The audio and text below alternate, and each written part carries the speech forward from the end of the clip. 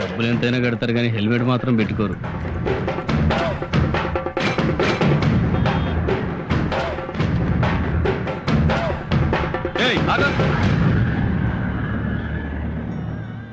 ఏంటా ఇది?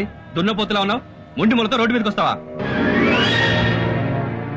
ఏం చేయమంటారు? రాత్రి మంత్రి గారి మీటింగ్ ఉంటే వెళ్ళాను. ఆ మీటింగ్లో ఆయన మన రాష్ట్రాన్ని సుభిక్షాంధ్రప్రదేశ్ చేస్తా అన్నాడు. ఆయన అలా వాగ్దానాలు చేస్తుంటే నక్సలైట్లు, ఫ్యాక్షనిస్టులు, రౌడీలు, గూండాలు, లంచాలు లేని సుభిక్షాంధ్రప్రదేశ్ గురించి కళ్ళకు అంటూ పడుకున్నాను. లేచి చూసేసరికి మొలతాడుతో సహా ఒంటి మీద బట్టలన్నీ దోచుకెళ్ళిపోయారు. దోచుకున్నారు సరేరా బాబు, చిన్న గోచుకుంటేనే అడుక్కోవచ్చుగా. నేను పలానా వర్గం వాడిని, నాకు ఎమ్మెల్యే టికెట్ ఇవ్వండి అడుక్కునేవాళ్ళు రాజకీయాల్లో ఉంటారు. నేను అలా అడుక్కునేవాడిని కాదు. ఉంటే తింటాను, లేకపోతే పస్తులుంటాను. నీ ఆత్మాభిమానం తగలయ్యా. ఉండరా బాబు, చూడలేక చస్తున్నాం. ఇవి ఇందుకు కూడా పనికొస్తాయని ఇప్పుడే తెలిసింది.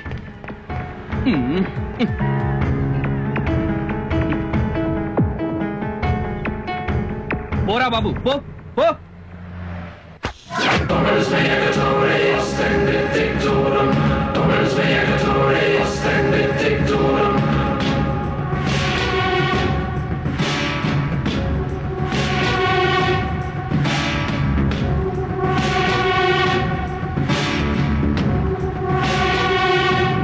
సోమశిలేశ్వరరావు అని నన్ను పేరు పెట్టి పిలిచావంటే నువ్వు రాజకీయం మాట్లాడడానికి రాలా, రౌడీయిజం చేయడానికి వచ్చావు. మిస్టర్ జేపీ, నేను పార్టీ అధ్యక్షుడిని మర్చిపోకు. మర్చిపోలేదు కాబట్టి పార్టీ ఆఫీస్ ముందు నిలదీయడానికి వచ్చా. అసలు ఈ బై ఎలక్షన్ జరుగుతుందే నీ మూలంగా. ముఖ్యమంత్రి గారే నిన్ను ఎమ్మెల్యేగా రాజీనామా చేయించాక, పార్టీ నుంచి నిన్ను సస్పెండ్ చేశాక నీకు పార్టీ టికెట్ ఎలా ఇస్తాం అనుకున్నావా? ఎలా ఇస్తావనుకున్నావా? ఎందుకు ఇయ్యరా టికెట్? అన్నే మర్డర్ చేసిండా, అన్న తప్ప మిగతా ఎమ్మెల్యేలంతా నీతి మంతులా? అన్యగిట అన్యాయం జరిగితే పార్టీలో ఒక్కడిని కూడా బతకనియా.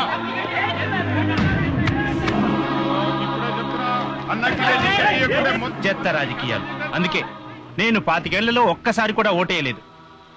ఓటు హక్కు వచ్చిన దగ్గర నుంచి ఎంపీ ఎలక్షన్ లో గాని, ఎమ్మెల్యే ఎలక్షన్ లో గాని ఒక్కసారి కూడా పోలింగ్ బూత్ కెళ్ళలేదు. నా ఓటెవరో రౌడీ విధవలు వేసుకుంటుంటారు. పద. ఈ రాజకీయాలు పూర్తిగా చెడిపోయాయి.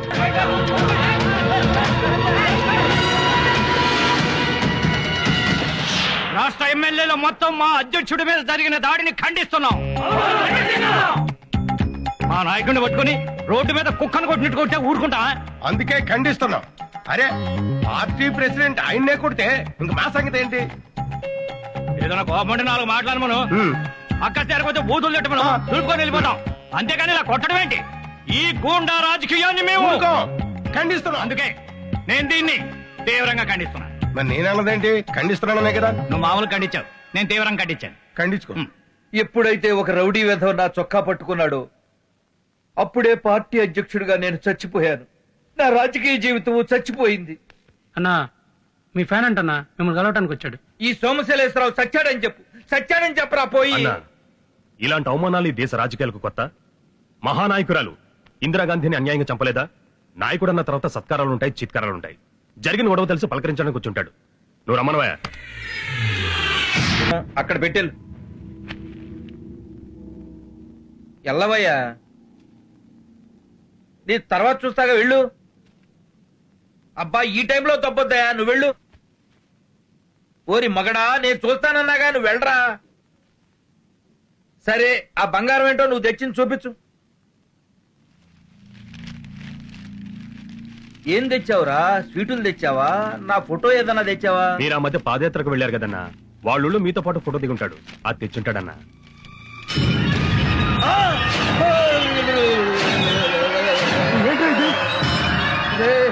ఇదేం బహుమతిరా? ఎవరిరా ఈ చేతులు? ఈ బహుమతి ఎక్కడి నుంచి తెచ్చానో, ఎవరి దగ్గర నుంచి తెచ్చానో తెలిస్తే మీరు సంతోషపడతారండి. తమ్మి, ఫుల్ బాటిల్ తెప్పించినావు, మటన్ తెప్పించినావు, చికెన్ తెప్పించినావు, గంట సేపటి నుంచి తాగిపిస్తున్నావు తమ్మి. నా ఫ్యాన్ అంటున్నావు, నువ్వెవరో నాకు తెలియద్దామి. పబ్లిక్ లో పార్టీ ప్రెసిడెంట్ ని చొక్కా పట్టుకున్నావు.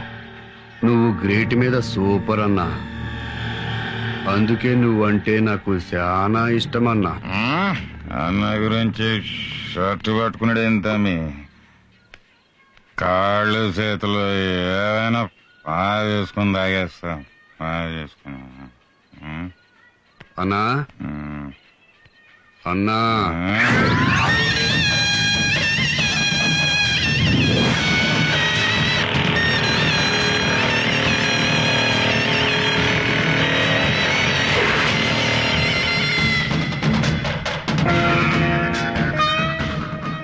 తమరి చొక్కా పట్టుకున్నాడండి, అందుకని నాకు కోపం వచ్చింది. తమరంటే నాకు బాగా ఇష్టం అండి. ఎవడన్నా మీ వంక కన్నెత్తి చూస్తే కన్ను పీకేస్తానండి. నీ పేరేంటి నాన్న? భగవంతుడు భగవంతుడు భగవంతుడు. నువ్వు నిజంగా భగవంతుడివే నాన్న. నాన్న నీ స్థానం అక్కడ కాదు నాన్న, ఇక్కడ ఇక్కడ ఇక్కడ నాన్న. లే నాన్న లే, నా ఒళ్ళో కూర్చోనన్నా, నా బంగారు కొండ. నాన్న నువ్వు నాకు కావాలి నాన్న, నీ సేవలు పార్టీకి కావాలి నాన్న. ఈ రోజే రుచిగారి దగ్గరికి తీసుకెళ్లి నీకు పార్టీలో సభ్యత్వం ఇప్పిస్తా. ఇప్పుడే రుచిగారి దగ్గరికి వెళ్దాం పద నాన్న. రుచిదేవి గారికి నీ గురించి అంతా చెప్పా. రుచిదేవి గారు బాంబేలో పెద్ద కళాకారిణి. నమస్కారం ప్రెసిడెంట్ గారు. నమస్తే నమస్తే. మన పార్టీ సిద్ధాంతాలు నచ్చి పార్టీలో చేరింది. రుచి గారి ఆశీస్సులుంటే నువ్వు పార్టీలో చేరిన మొదటి రోజే గొప్ప పోస్ట్ పొందొచ్చు. పార్టీ లీడర్ అంటే 60-70 ఏళ్ల ముసలిది అనుకునేవు, చాలా యంగ్. నమస్తే రుచిదేవి గారు. ఇతను భగవంతుడు. ఏయ్ భగవంతుడు, కూర్చో. రుచిదేవి నీ పేరు గుర్తు పెట్టుకుందంటే నిన్ను వదిలిపెట్టదు. కొట్టావు ఛాన్స్. రా కూర్చో. భగవంతుడు పార్టీకి మనకు బాగా ఉపయోగపడతాడమ్మా. గట్టి గుండి గలవుడు.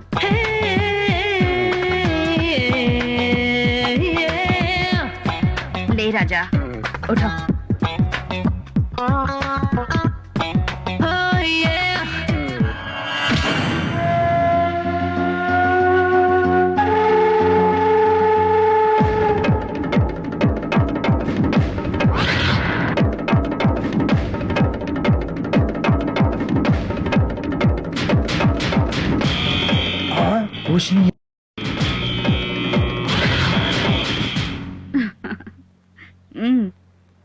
రాజా నిజంగానే గుండెగల్లోడు.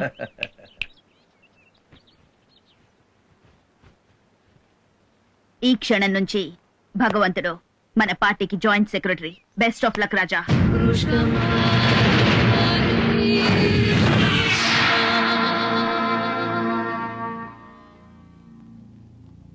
మిస్టర్ జేపీ, ఐఎమ్ సారీ, నీకు పార్టీ టికెట్ ఇవ్వడం లేదు.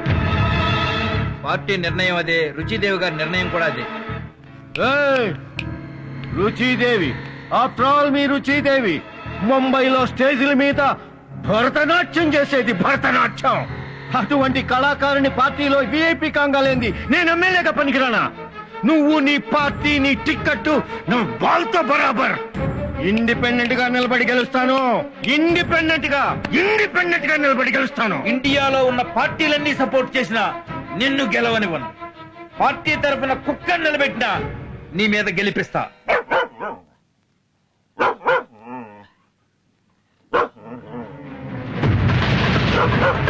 అవునమ్మా, నేను ఎంత బాధపడ్డానో తెలుసా? వాడు మీ రుచిదేవి పెద్ద కళాకారిని అది ఇది అని తిట్టాడమ్మా.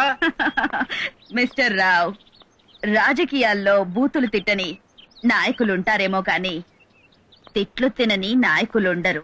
ఆ జేపీ లాంటి వాడికి బుద్ధి రావాలంటే భగవంతుడు లాంటి వాడికి సీట్ ఇవ్వాలమ్మా. మన భగవంతుడికి సీట్ ఇస్తే మనకేమైనా ప్రాబ్లం అవుతుందా అమ్మా? అరే యార్, అయితే బెజవాడ నైతో విజయవాడ.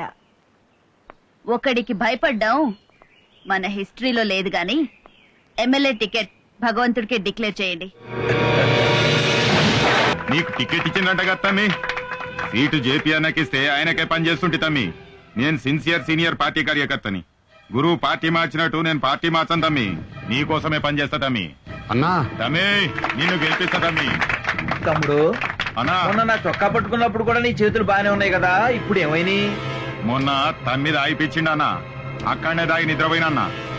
లేచి చూసేసరికి దవకాలను ఉన్నానన్నా. ఇయ్యాలట్లా ఎవడో దుష్మన్ గాడు నా చేతులు నరికిండన్నా. గాడెవడో తెలవాలే గాని గాని తలకాయ తీసేస్తా అన్నా.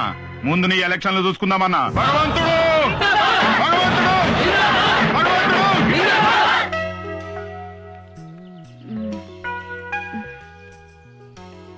ఏం నొప్పిరా ఇంకా తగ్గదా? భగవంతుడి గారు మీ బ్లెస్సింగ్స్ అండి, సీట్ వచ్చింది. ఆవ్ ఆవ్ అరే ఆవ్. ఏమైందండి? దండ బరువుగా ఉంది, స్పాండిలైటిస్ కదా. రాజా, నీకు మసాజ్ తెలుసా?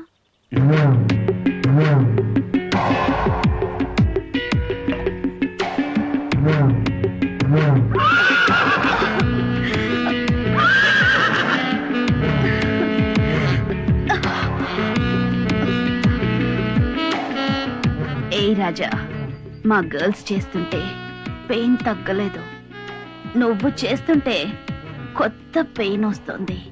క్యూరే.